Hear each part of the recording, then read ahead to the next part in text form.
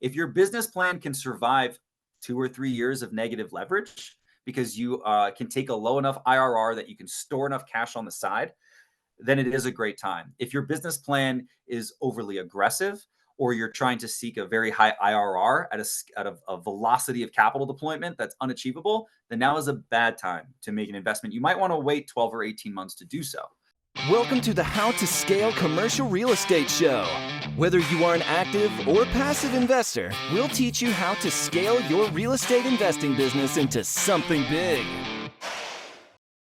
For those of you that don't know, Ben Lapidus, you need to know him. I've known Ben now, what's been 7, 8 years at this point? Yeah, about that I met you. Normally, Ben, I love to do a long-winded introduction about how great the guest is. You are a great guest. It's my honor to have you on the show today. But before I give you my own introduction, I'd love for you maybe just to come on the show today and tell us a little bit about who you are, and then we'll get into it from there. Yeah, I'm the founder and host of the best ever real estate investing conference, not the brand, just the conference, and was a founding team member of Spartan Investment Group, which bought $500 million assets under management in self-storage. Recently retired, but have a long history of buying single-family, multifamily self-storage assets over the last 12 years. Prior to that, was in the ad tech space, learned a lot about big data, started a study abroad company in Costa Rica, and have tried several other startups that failed. So I'm an entrepreneur at heart and can't wait to talk about whatever you want to talk about.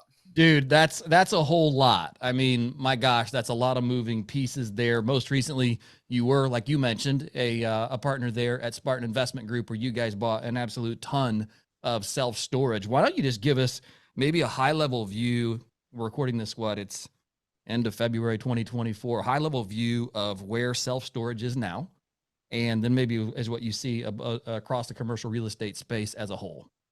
Yeah, so self-storage still has incredible fundamentals. When you look at the supply demand of self-storage, it's gone from 1 in 11 households to 1 in less than 9 households are leveraging self-storage or consuming self-storage just over the last 5 or 6 years. That's an incredible shift in demand in a 5 or 6 year period. Yeah. Simultaneously, construction costs going up, interest rates going up have made new supply difficult. So the fundamentals that drive storage is still in a very attractive asset class. That's on the consumption side, on the consumer side.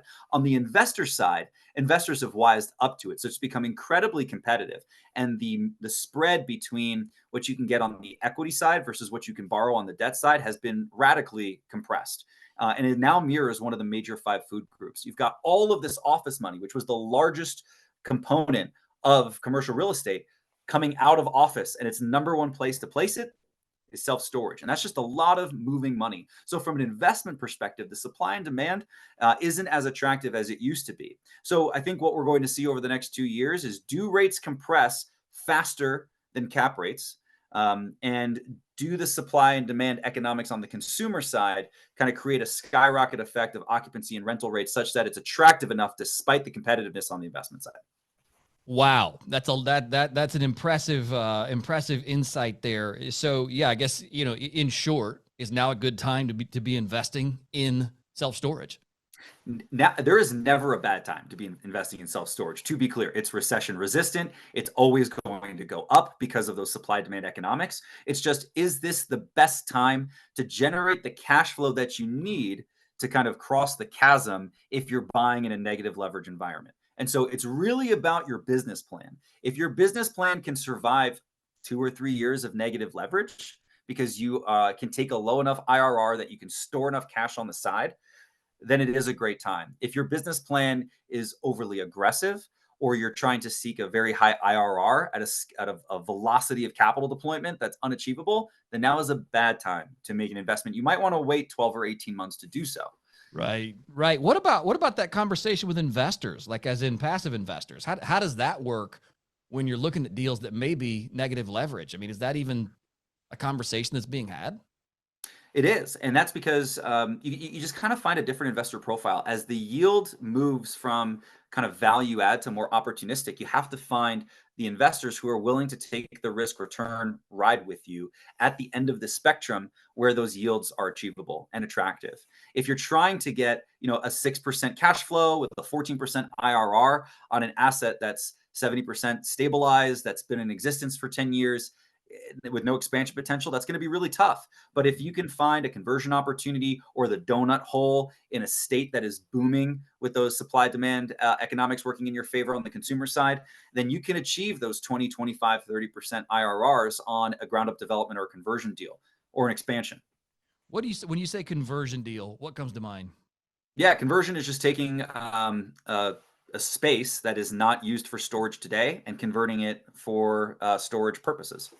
Have So you like a Macy's, a Kmart, Shopco, and just converting it into kind of like how Urban Air. I don't know if you've got Urban Air where you are, but out here in Colorado, there's Urban Air chain, which is like an indoor, like preteen park for trampolines and stuff, and they've just been converting, grocery stores basically into Urban Air adventure parks. Same thing with storage. Same thing with storage. It could be it office. I know I'm a passive investor in an office to storage Yeah, conversion project right now. hotel to storage. Yeah, all Right, sorts of things. which is wild because you're looking at this. They've converted it from office to storage, and just like you're saying, the opportunity in this particular area was unbelievable. I mean, it's leasing Yeah. up at like 30 or 40 units a month. I mean, it's just flying off the shelves as soon as they got their COO, which Mhm. was kind of crazy to see. So that opportunity exists. You mentioned the money that's coming out of office and going into storage.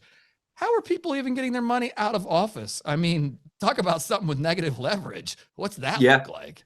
I mean, we're seeing, gosh, I'm gonna fail to come up with specific examples, but we're talking like institutional level, like Crow Holdings, Trumbull, BAM Capital, like those size of organizations, dumping their office assets or dumping their office opco partners and selling them off, whether it's at pennies on the dollar or not, and they are rebalancing their portfolio to not reinvest that into office, but say let's find alternative assets. Self storage being the darling of the alternative asset space inside of commercial real estate.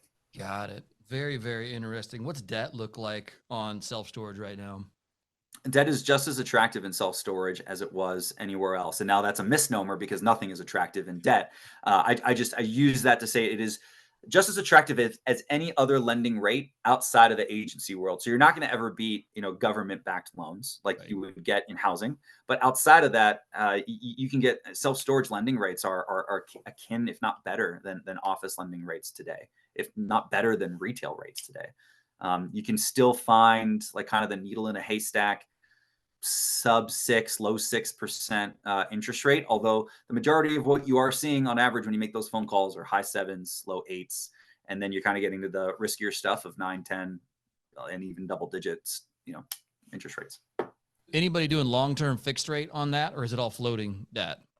Oh, sure. Yeah, you can find long-term fixed rate either by way of, like doing shorter term, or by doing a swap or some other derivative that creates that fixed rate, despite starting with the floating rate in the Got product. it. Okay. Very, very cool. Have we seen, and maybe you've answered this already, and forgive me, I'm riding the short bus here today, but have you seen seller prices come up as interest rates have also climbed? Or not, excuse me, seller prices go down rather. Like, have we seen that sellers become more realistic, or is it still?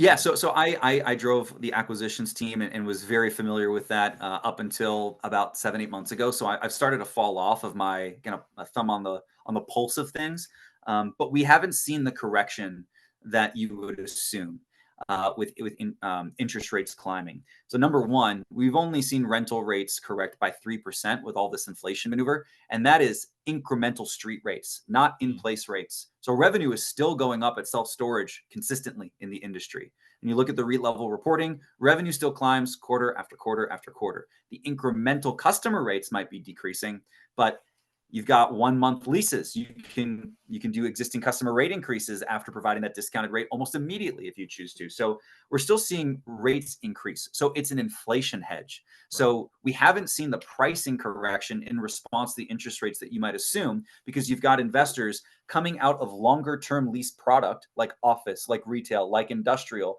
for the purposes of hedging their inflation, and going into short term lease product like self storage because they see the future potential of that inflation benefit.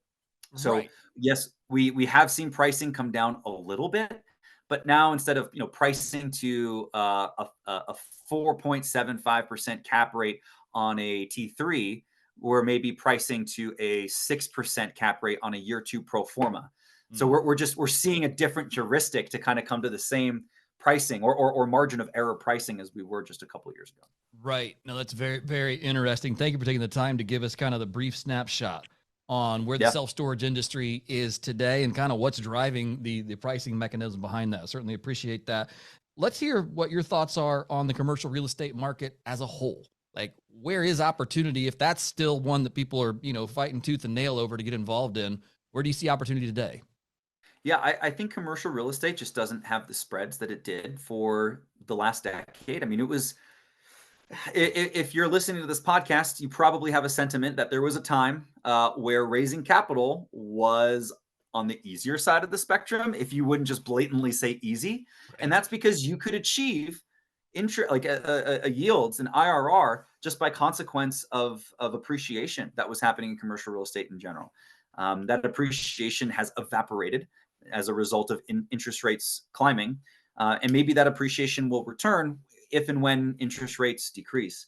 But for right now, you do not get the cash flow that you're used to getting after the last decade and a half. You do not get the appreciation that you're used to getting after the last decade and a half. So kind of commercial real estate wide, it's just not a very attractive time to be in commercial real estate relative to yields that you can get in other places. And modern portfolio theory suggests that up to 35% of somebody's portfolio should be in alternative assets, with real estate being the largest segment of it. About 10% of the average portfolio contains real estate. So there's a long way to go for alternative assets to kind of climb to 35% to get to that modern portfolio theory number. But there's a lot of other segments of alternative assets like precious metals, operating businesses, secondaries, private equities, that have not been tapped into nearly as much. And I think that those yields are more attractive today than what commercial real estate offers. And that's probably going to be for the next 18 months, at least. Well, yeah, absolutely. And I'm testament to that. I mean, that's what we're investing in right now is operating business, simply because it is inflation resistant. It's recession resistant. Like it's stuff that spins off cash flow at rates that commercial real estate just simply can't. And yeah, like I'm more interested in the activity of how the space is being used right now than the value of the space itself. Right. As an investor mindset. Right.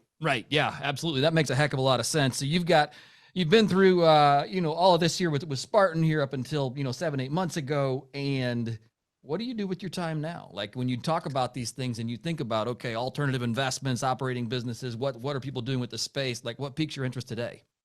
Yeah, and the way that I found my way to the partnership at Spartan was through the Best Ever Conference, which I founded with Joe Fairless the year before, joining up with the guys at Spartan Investment Group. And that conference has been a North Star for me because I've been building it to service me as an avatar consumer of the conference. Who do I want to learn from? Who do I want to meet? Who do I want to be surrounded by? And let's just kind of create all of the details of this conference to attract those people, those speakers, those sponsors, those attendees. And I don't know if you've seen that consistently year over year, Sam, but you were there at the first year. Wow. Every single speaker that I picked was somebody that I wanted to hear what they had to say personally, like myself. Great. And that's still the case today. We don't have anything to sell at the conference. We just want to create a community of like-minded people who are intelligent, are having a good time, and want to collaborate with each other to get more out of their businesses and out of their lives. And so that's the premise of the conference today. And I'm just kind of using the small amount of free time that I have after prioritizing my family and my kids, which is the major shift that I made this year, into growing and improving the quality of that conference.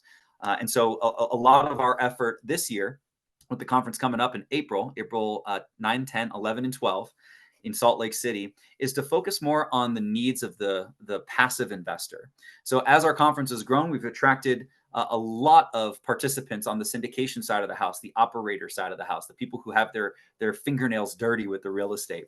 But the passive investor hasn't had as much emphasis at the Best Ever Conference. So we've built a deal list site that we're going to be launching next week that allows all of the passive investors who are going to be in attendance to review all of our Pitch Slam competitors and all of our syndication sponsors deals in advance. We're going to have a scheduling feature where you can, without walking around the conference and being vultured upon, you can establish one-on-one sessions with the syndicators that you want to get to know, like, and trust before putting your money in. It is the number one place to show up and look in the eyes hundreds of potential companies to invest your money into, and not just in commercial real estate, but into a growing number of private placement opportunities. And so that's really our focus for growth this year, is just making the conference useful and desirable for the passive investor, which then of course makes it more useful and desirable for the syndicator who's looking to join forces with those passive investors in growing their portfolio.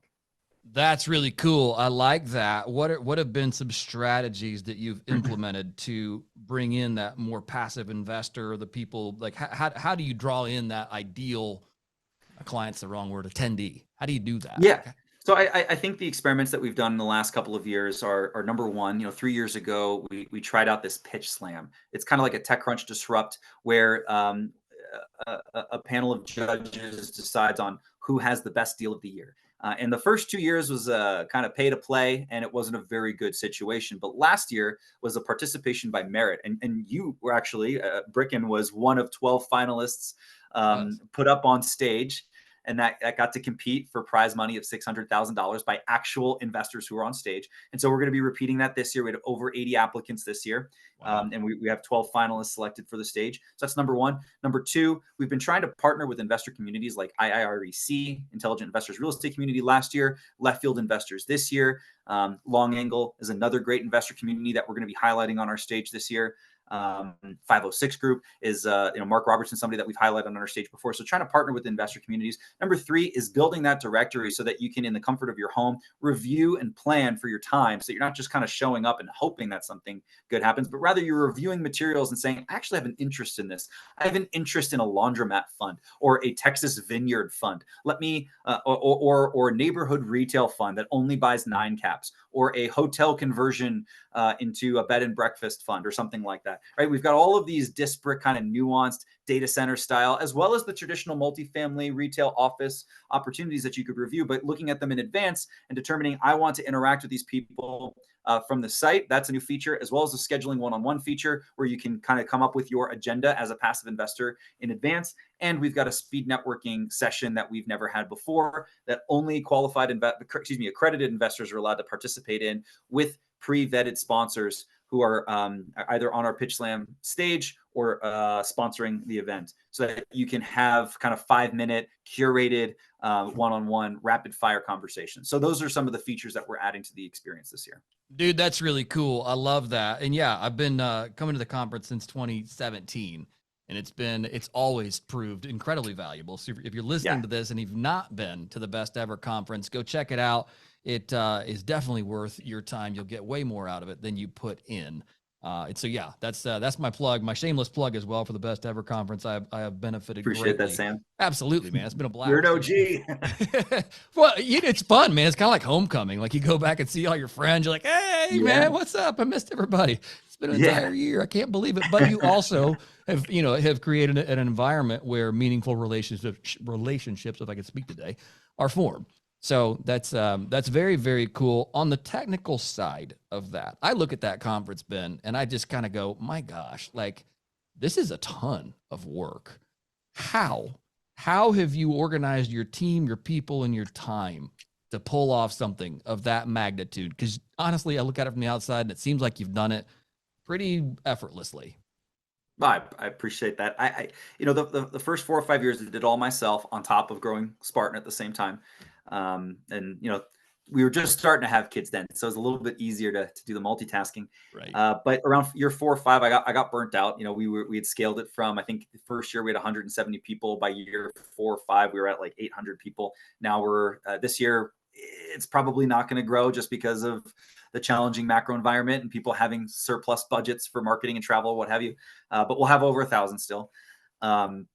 And around that year, I said, you know what, we just have to hire some people. And so we've built a team, and now they're in their 3rd year of doing this conference together. And so they've just got a great rapport with each other. and are capable of seeing the bigger picture that's being put in front of them, the strategic plan that's being put in front of them, and executing on that. So I'm very fortunate to be in a position where I only spend about an hour or two a week on that conference up until maybe a week beforehand. And I can use all of my extra mental load to be creative with how can we improve the experience and offer more value to everybody participating.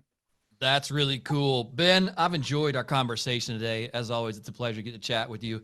I always feel smarter after those engagements. So appreciate you taking the time to come on the show today. Is there anything else you want to cover here on the show before we wrap this up that's just burning a hole in your mind? Yeah, I think we're going to have a special discount for your audience. So I don't know what it is, but I don't know if you know what it is, but we're going to have a special discount for your audience that you can put in the show notes. And you can check us out at besteverconference.com. And I hope to see everyone there. Besteverconference.com. Yeah, check that out. I will get that special discount for our listeners to the How to Scale Commercial Real Estate podcast put there in the show notes. You'll have to find the episode on our website in order to find that discount, but it'll be there. And I hope to see you all at the Best Ever Conference as well. So, Ben, thank you again. If our listeners want to get in touch with you and learn more about you, what's the best way to do that? Yeah, you can reach me at ben@besteverconference.com. Fantastic. Thanks again, Ben. Great to see you. Have a great rest of your day. All right, thanks, Sam. Hey, thanks for listening to the How to Scale Commercial Real Estate podcast. If you can do me a favor and subscribe and leave us a review on Apple Podcasts, Spotify, Google Podcasts, whatever platform it is you use to listen, if you can do that for us, that would be a fantastic help to the show. It helps us both attract new listeners as well as rank higher on those directories. So appreciate you listening. Thanks so much and hope to catch you on the next episode.